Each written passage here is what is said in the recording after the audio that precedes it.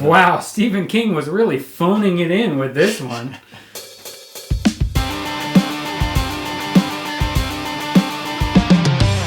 Hi, I'm Dillon. I'm Ryan. And welcome back to Adaptation Station, the show where we review books and their movie adaptations. One of us reads the book before watching the movie. The other one watches the movie and then reads the book. We give you our recommendation for which order gives you the best experience. And today we are talking about Cell.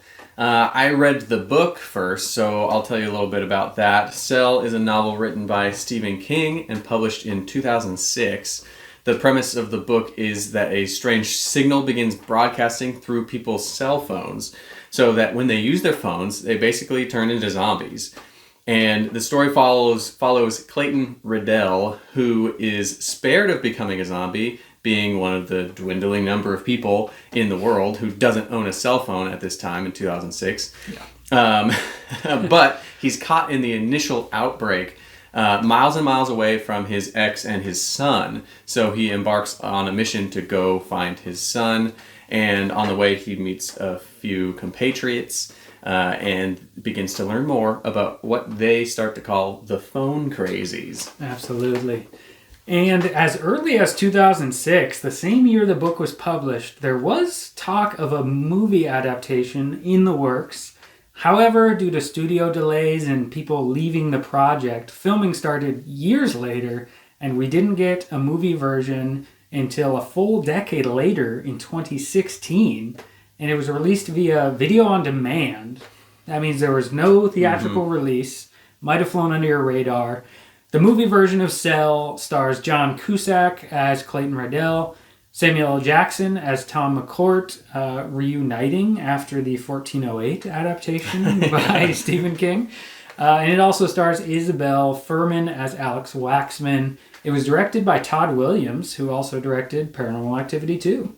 Okay. Yeah, so I guess we'll get into the spoiler-filled review here about what we thought about these. Having read the book first, overall, I found it a quick, easy, fun read.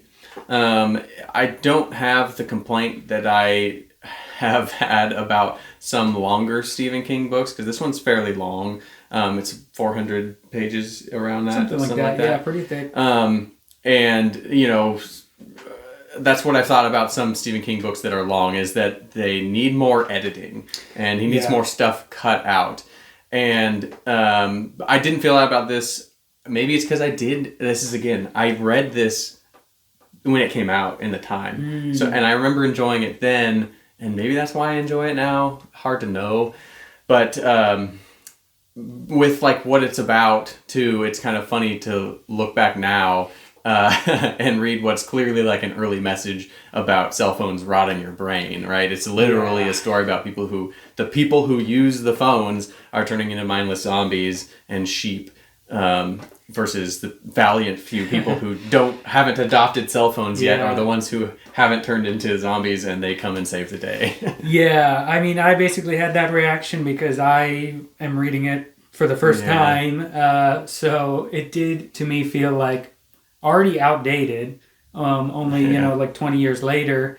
I guess 20 years is a long time. It's a long time. It feels stuck in its time of the early 2000s. One thing that stuck out to me in the beginning of the book is how Clayton Riddell characterizes the other people he sees who use their phones all the time. He describes this one woman as, quote, women in power suits would no more leave home without their cell phones than without their Amex cards. And it's kind of this snarky line that's like, it's accurate to its time, but nowadays you can't characterize someone in that way as like, this guy always brings a cell phone outside the house. Yeah. It's like, nowadays everyone has their cell phone, they carry it everywhere they go, and we don't think about it. So you can't like judge other people in that same way. It would be weird if somebody left their home without their cell phone these days. Yeah. There's like to that point, I think this note was maybe not in the version that you read. There's an author's note, because I have the original, like an original paperback version here, and I think yours is a newer one. But there's an author's note at the end that says, Stephen King or no, it's after the author's note, because isn't the author, it's the bio. It's the author's bio, right? Yeah. Stephen King lives in Maine with his wife, the novelist Tabitha King. He does not own a cell phone. Yeah, that's funny. Just to show the covers really quick, you have the old cell phone that's like not even the flip phone, the old kind. Where you probably have to press a number multiple times to get to a number if you can T9 text on texting. it. T9. Yeah. Whereas my version, is a newer reprint, probably when the movie came out, but they changed it to like a touchscreen smartphone. Yeah. Even though that's not what's in the book. It's not in the book, yeah. So... but anyway, I'm willing to bet that Stephen King now, 20 years later, does own a cell phone. Absolutely. I think he is active on Twitter even. So with the movie as my first thing, I do want to say that the book is definitely better than the movie. It does a better and more interesting job of exploring the concept of the cellular pulse, as they call it, and then like the slow changes in human behavior. Mm-hmm. After reading, I can see how much the movie reduced the concept to a very generic zombie outbreak. Yeah. No original personality to the movie, really. Right. I agree. Furthermore, I hated the ending to the movie, which is different from the book. So after watching the movie, going into the book, I was hoping for a different ending, and I got that. Yeah. So the new ending, I was pleasantly surprised that they did have that, and it's open-ended with a little more hope. Overall, though, it is still a bleak story in either presentation. Mm-hmm. You said The Road was maybe too sad when we did that one. Yeah. I think this one is way worse, honestly. This did feel like a slow, overly written Stephen King book to me, different from what you said. Yeah, that is interesting. I mean... It could be because I watched the movie first, so I already knew like the general arc of the story. Yeah. Because... just to make some comparisons, I agree with you about Stephen King that it really depends on the book. For example, we did The Dark Half. I felt like that one was overlong, the book. Mm-hmm.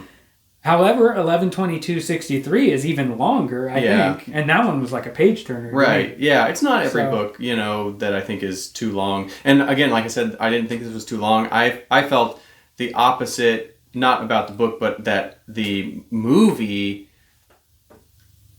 Like it was the opposite for me. That I liked that the book was that long, and it made the movie feel really rushed. Yeah. That it was like things were happening way too fast to build any characterization for anybody. I didn't care about any of the characters because it's like who cares? But the book takes some time to develop them. Yeah, that's and fair. It just this is one of the things where because it's that long and it relies on the nuance more than the basic plot. To do the book any justice, it would need to be a series, or it would to do the movie adaptation, you would just have to not include as many of the plot point things in the movie. You'd have to cut some of those out in exchange for characterization. Yeah, I feel like I get that. I feel like there must have been some production issues behind the scenes with this movie. Right off the bat, when I started watching it, I thought it had weird opening credits. It looked like Windows Movie Maker, the at-home movies we used to make. Yeah, I was thinking the same thing, that it really was jarring. It was like, what is happening here? I didn't think specifically like Windows Movie Maker necessarily, but I did notice that it was strange. Yeah.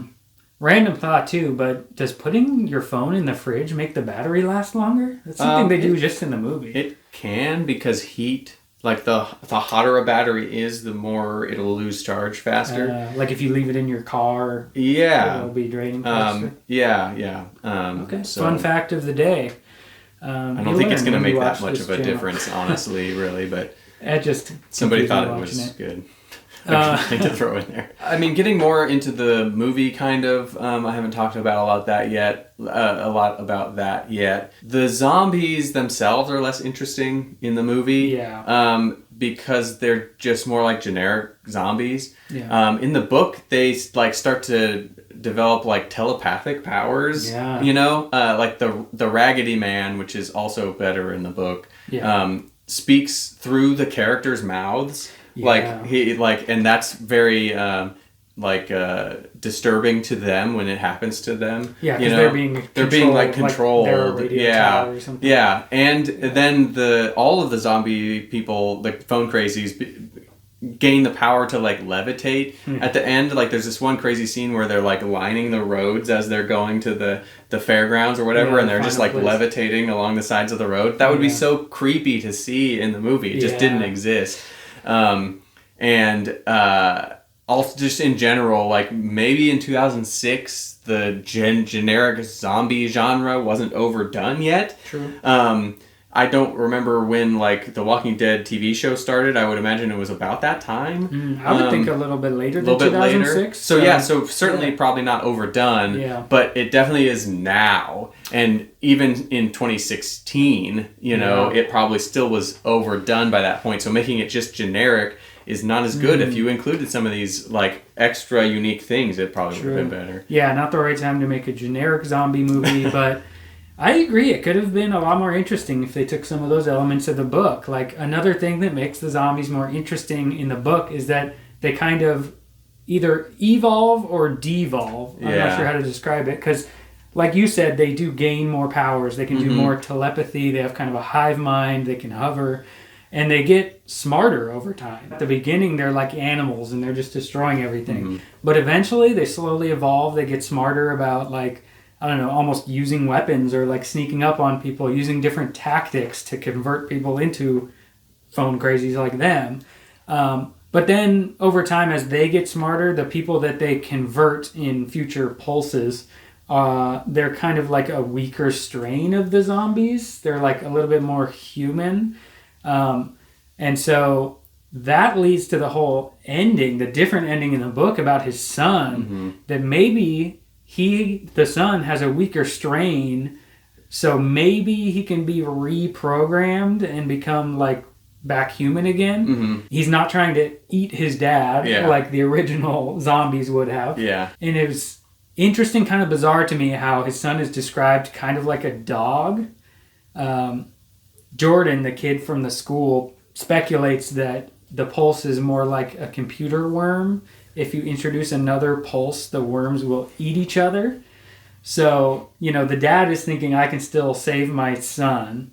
When he gets his son and he has a weaker strain, he thinks he can, like, pulse him back into being human. Something like that.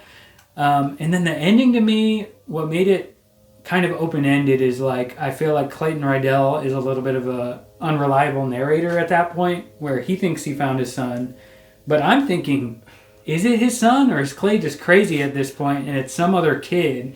He's described as having long hair and he has to take him out like a dog. I'm like, is it just a dog that he thinks is his son? I didn't get that at all. I don't know. His hair would be longer from, I don't know. There's no reason why. I don't know that they ever described him as having short hair.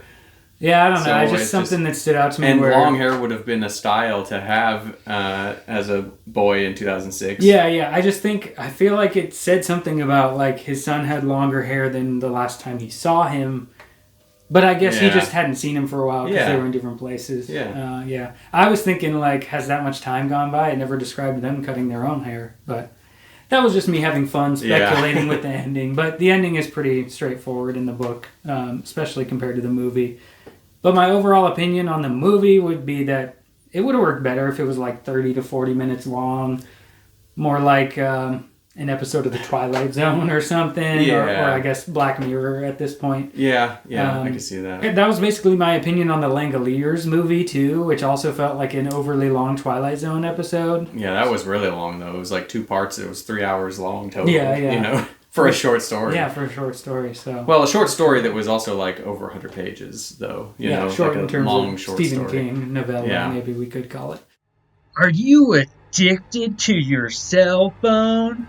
Can't stop mindlessly scrolling and scrolling and scrolling until you feel like a zombie? Go to bit.ly/zombiephone for the only zombie-proof cell phone.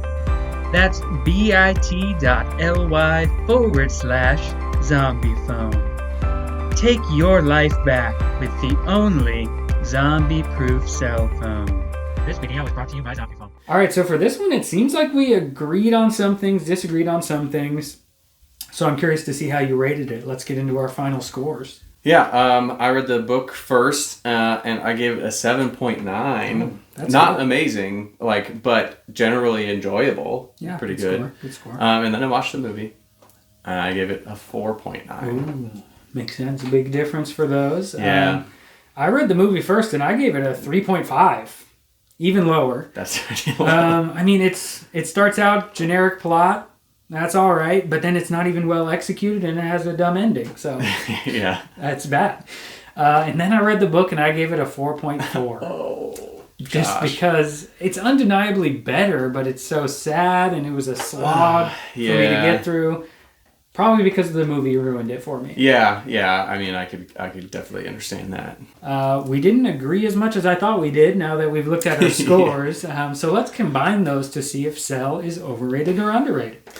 Yeah, so it looks like our combined book score here is a 6.15. Not horrible, but not good either. Yeah. However, over on Goodreads, users give it a 3.66 out of 5, which is a 7.32 out of 10 on our scale. Pretty well overrated on this one. Yeah, more than a full point, so we Yeah. have to say Cell is overrated. Which I feel like that's what happens with the Stephen King. I think we've said this with Stephen King and Shakespeare. Yeah, they've got diehard fan Yeah. bases where, if they're going to read it, they're going to say it's good. And then as far as the movie, our combined score for the movie is 4.2. Pretty brutal. Pretty low. However, over on Rotten Tomatoes, critics give it an 11% and the audience a 17%. I wouldn't say that's surprising because we Yeah. both rated it below 50%. But Yeah. that still makes it underrated. Yeah, I don't even want to say that. I don't because, either. I mean, I thought my 3.5 score was pretty brutal, but Yeah. even my score is higher than both critic and audience, so I Yeah. guess technically it's underrated. Yeah. So, but let's get to our final recommendations, and maybe we can tell you what we think you should do. I read the book first, and so I would say read the book and skip the movie. I think that reading the book first even made me enjoy the movie more. I think we kind of talked about that before, where you having done a thing that you like makes you what were we talking about that for? I think it was in our episode of Mean Girls. I think you were saying you liked the remake a little bit better because you liked the first movie, Yeah, and so you it's were like, let's wondering see how what they they would did do. it. Yeah, so I think that's what happened to me here. Is I liked reading the first book. I liked reading the first book. I liked reading the book first. Yeah. And it made me like the movie more, and I still didn't like the movie. So that's why I'm saying skip the movie. Yeah, well, I'm going to take that a step further and say you can skip both on this one. I rarely say that. I don't know. Yeah. I think I've said it maybe once before. I don't know what. Yeah. Unless you're like Interview with a Vampire. That's where you said it. That's where I said it. Somewhat similar in terms of the concept. Yeah, I would say unless you're like a huge Stephen King fan and you want to read all his books, then yeah, you would read it on your journey of reading his books. But even as a Stephen King fan, I don't recommend the book. So I don't know. Skip We have both. two different Stephen King fans, and I liked it and he didn't. So yeah, well, take your pick. we agree the movie sucks. Don't watch this movie. Don't watch this movie. Maybe that ruined the book for me. Yeah. But yeah, the movie might be one of our lowest things. So let's see where these land on our ongoing rankings. Yeah, we've got 68 things on our list right now. The first one we reach is the book, still pretty low on here to my disappointment, at number 54, right under The Carrie Treatment by Michael Crichton. Or that's the movie based version on Michael Crichton. of A Case of Need by Michael Crichton, and right above Love in the Time of Cholera, the book, and the Langoliers movie. Interesting, next to the Langoliers. Yeah. As for the movie version of Cell, as expected, it's even further down. It's not quite at the end. I thought it might be the lowest, but it's number 67 out of 68, above only The Great Gatsby movie. The Great Gatsby movies are the lowest one. Yeah, And just below another Stephen King, The Dark Half movie. Yeah, so somehow both Interview with a Vampire are higher than this and also the Dark Half movie.